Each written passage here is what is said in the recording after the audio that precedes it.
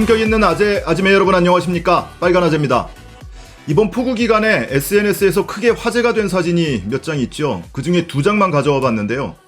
하나는 서초동 제네시스남 또는 서초동 현자라고 불리는 사진입니다. 지금 보시면 교차로가 마치 커다란 저수지처럼 물이 꽉 차 있습니다. 근데 차가 본닛까지 잠겨 있는데 모든 걸 해탈한 듯이 그 위에 올라서서 휴대폰을 보고 있는 남성의 모습입니다. 이 사람은 그러면 뭘 하고 있었을까? 바로 이 사진입니다. 본인의 모습과 함께 맞은편 차에 사진을 찍었습니다. 그럼 이 두 차량에 있던 사람이 서로 사진을 찍어준 거냐? 그건 아닌 것 같아요. 이 사진의 각도를 보면 서로 사진을 찍어준 건 아닌 것 같습니다. 이렇게 잠겨있던 차가 물이 빠지고 난 뒤에는 어떻게 됐을까요? 이 사진은 보신 분이 많지 않을 텐데, 자, 물 빠지고 난 뒤 교차로 정중앙에 마치 전시를 해놓은 듯 이렇게 얌전히 차량이 놓여 있습니다. 자, 이어서 또 하나의 사진을 볼 텐데요. 이 사진은 강남역 슈퍼맨이라는 이름이 붙은 사진입니다. 보시면 한 남성이 이 도로변의 빗물바지 뚜껑을 열고 직접 이 뚜껑 안팎에 있던 쓰레기를 걷어내고 있습니다. 맨손으로 그것도 걷어내고 있어요. 근데 이 두 개의 사진을 비교해 보시면 한 군데에만 한 건 아닌 것 같아요. 이 가로등 기둥 위치라든지 화단 위치 이런 걸 보면 서로 다른 장소에서 이렇게 청소를 한 거죠. 그러니까 아마도 이 일대를 돌아다니면서 물이 잠겨 있으니까 이 일대의 빗물바지를 모두 청소한 것 아닐까. 이 청소를 하기 전에는 종아리까지 물이 차 있었다고 해요. 근데 이 청소를 하자 순식간에 이 물이 쫙 빠져나가더라. 그래서 이 슈퍼맨이라는 이름이 붙지 않았을까. 그러니까 이 빗물바지의 역할이 얼마나 중요한지 상징적으로 보여주는 이 사진이 아닐까 싶은데요. 보통은 이렇게 쓰레기가 빗물바지 구멍을 막고 있기도 하고 또 냄새가 난다는 이유로 주변 주민들이 이렇게 덮개를 덮어놓기도 하죠. 그래서 언론에서도 이거 우기철 대비해서 미리 점검해야 한다, 대비가 필요하다, 이런 내용의 뉴스를 보도하기도 했습니다. 물론 엄청난 예산이 들어가는 뭐 빗물 터널이라든지 지하의 저류시설이라든지 또는 하수 관거라든지 이런 대형 수방시설도 꼭 필요하지만 이건 다 지하에 있는 시설이잖아요. 지하에 물을 받아두거나 아니면 빨리 흐르게 만들거나 이런 시설인데 입구가 막혀 있으면 아무 소용이 없잖아요. 그러니까 도로변에 있는 아주 사소해 보이는 시설인데 이 빗물바지가 얼마나 빨리 물을 흘러내리느냐가 이 수해를 막는 데 결정적인 역할을 한다는 겁니다. 이건 뭐 전문가들도 이견이 없는 이야기입니다. 그래서 이 사진에 찍힌 이분의 이름을, 사진 이름을 이 강남역 슈퍼맨이라고 이름을 붙인 것 아닌가 싶습니다. 그러면은 이 빗물바지 시설에 대해서 과거에 어떻게 관리를 해왔는지 한번 보겠습니다. 먼저 박원순 시장 시절에 박원순 시장이 2011년부터 2020년 7월까지 재임을 했는데요. 해마다 빗물바지를 열심히 청소를 했습니다. 지금 인터넷에 검색을 해보시면 사진이 잔뜩 나옵니다. 그리고 이 사진은 박원순 시장과 당시에 종로구 국회의원이었던 정세균 의원, 그리고 종로구청장이었던 김영종 구청장 사진이고요. 그 밖에도 수로원들이 또는 주민들과 함께 이렇게 빗물바지를 청소하는 이런 사진을 숱하게 찾아볼 수가 있습니다. 그리고 서울시에서는 때마다 자치구에 공문을 내려보내는데요. 사전에 한 5월경에 미리 점검을 해요. 그래서 자치구마다 빗물바지 청소 실적을 점검을 해서 그것이 좀 미진한 지역에는 다시 이렇게 공문을 내려보냅니다. 부진자치구에는 청소를 독려하는 이런 공문을 내려보내기도 하고요. 그리고 빗물바지 구간마다 관리자를 지정을 해요. 뭐 그 지역 통장일 수도 있고 또 담당하는 공무원일 수도 있고 또 인근의 건물주 또는 상가 주일 수도 있고 이렇게 관리자를 지정을 해서 비가 오기 전에 이 쓰레기도 청소를 하고 혹시 덮개가 씌워져 있으면 덮개도 치우고 이렇게 관리자를 지정해서 일일이 세심하게 관리를 하고 있었습니다. 그리고 박원순 시장 시절에는 이 빗물바지를 관리하는 예산도 해마다 큰 폭으로 늘려왔어요. 2014년에 57억 9천만 원이었다고 하는데요. 그것이 해마다 늘어서 2017년에는 79억 원으로 늘었습니다.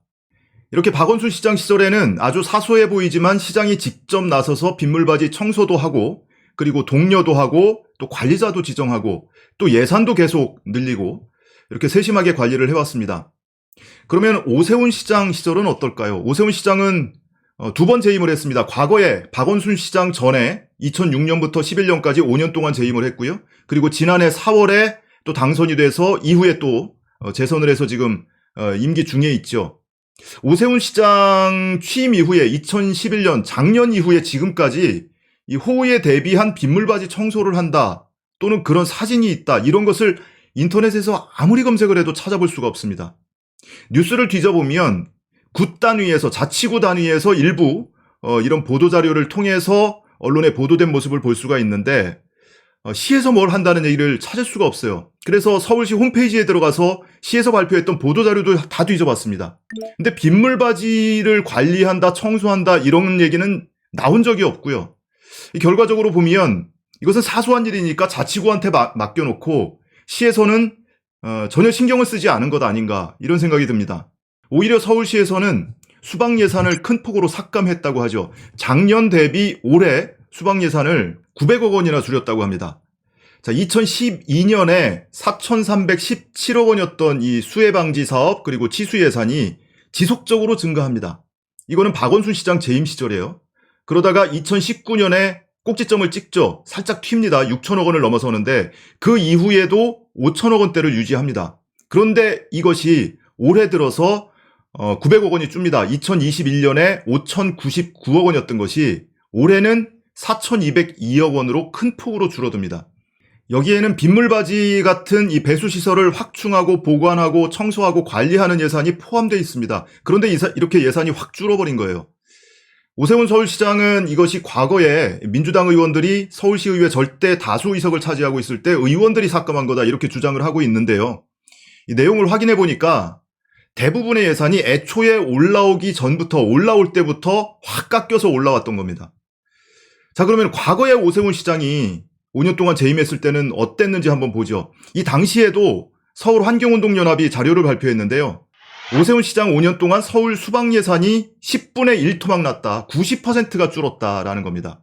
2005년에 641억이었던 게 2010년에는 66억, 10분의 1 수준으로 줄었다. 이것은 각 부서의 유관 예산이 여럿 있겠지만 대표적인 건설국 하수과 예산 그리고 그 이후에는 물관리국의 수해방지 예산을 추산해보니 따져보니 이렇게 10분의 1로 줄었다는 겁니다. 반면에 대형 메모드급 시설에는 관심을 많이 쓰죠. 인공하천 조성하는데 예산을 해마다 평균 1,000억 원씩 썼습니다. 인공하천을 조성하는데 아주 이쁘게 꾸며놨겠죠. 그리고 이 기간에 바로 1,400억 원이 들어간 세빛둥둥섬. 이 섬도 바로 오세훈 시장이 본인의 대표 사업으로 추진했던 사업이고요. 이렇게 삐까뻔쩍한 사업, 그러니까 사소해 보이는 거, 사실 수해를 예방하는데 기초가 되는 이런 빗물방지 시설 같은 데는 아예 신경도 쓰지 않고 뭔가 뽀대나는 거, 삐까뻔쩍한 거, 이런 거를 유난히 좋아합니다. 그래서 이 세빛둥둥섬 할 때도 오세훈 시장이 한강 르네상스 사업이다 이렇게 발표를 했었고 이번에도 마찬가지죠. 그레이트 선셋 프로젝트를 발표했습니다. 지난 1일에 싱가포르에 가서 이 싱가포르와 같이 한강변에서 이 석양 명소를 찾아서 그레이트 선셋 프로젝트를 하겠다. 이렇게 삐까뻔쩍한 사업을 유난히 좋아합니다.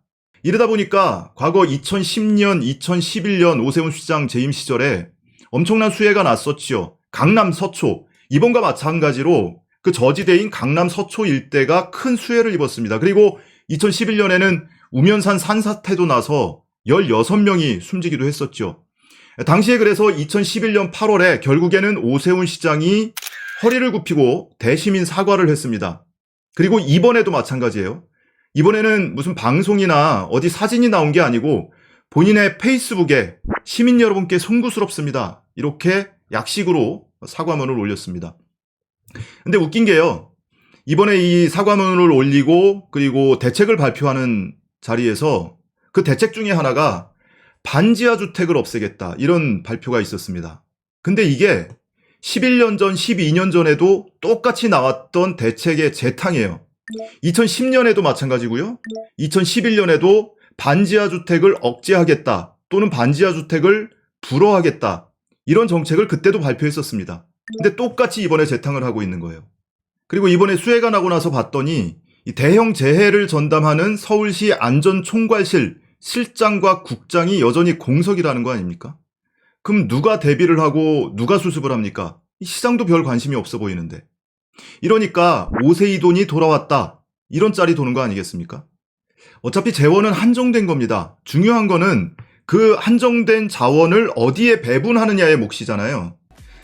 지자체장이 관심 있는 곳에 예산이 가는 겁니다. 근데 자기가 관심이 없으니까 삐까뻔쩍하게 대형 메머드급 시설을 설치하는 데만 관심이 있다 보니까 이거는 사소해 보이니까 관심을 갖지 않는 거예요. 사실은 그것이 이 초기 대응에 매우 중요한 시설임에도 불구하고.